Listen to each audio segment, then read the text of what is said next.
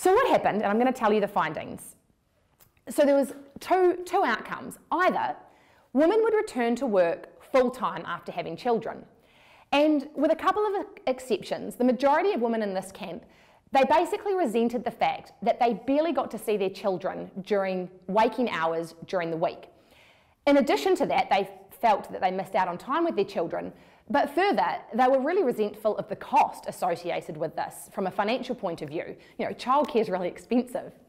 So that was sort of roughly half the women, just under. Then the other half of the women, just over, what happened for them is that they negotiated some kind of a part-time arrangement with their employer.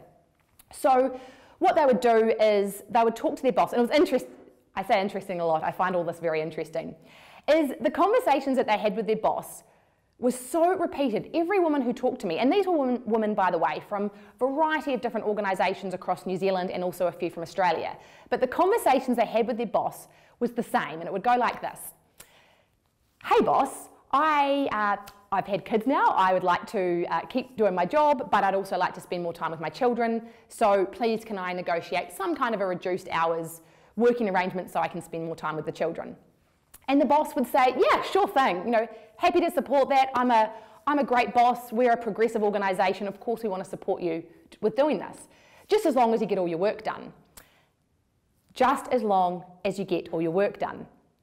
And so the mum would say, yes, sure, thank you, gosh, I'm lucky, wow, I'm so grateful to work for this lovely boss and this lovely organisation that's going to allow me to do this.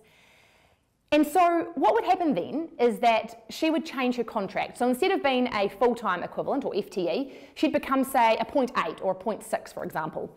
And then, of course, her salary would be reduced accordingly. So then I asked her, okay, how did this sort of play out in practice? And what would happen is that these mums, they would end up still doing work on their day off anyway, or they would end up doing work into the evenings.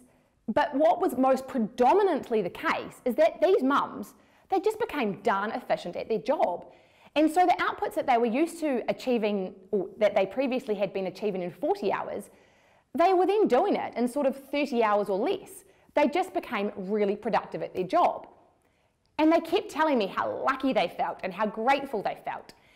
And when I kept hearing this story over and over again, I actually became really bloody angry. There is nothing lucky about getting a pay cut to do the same job.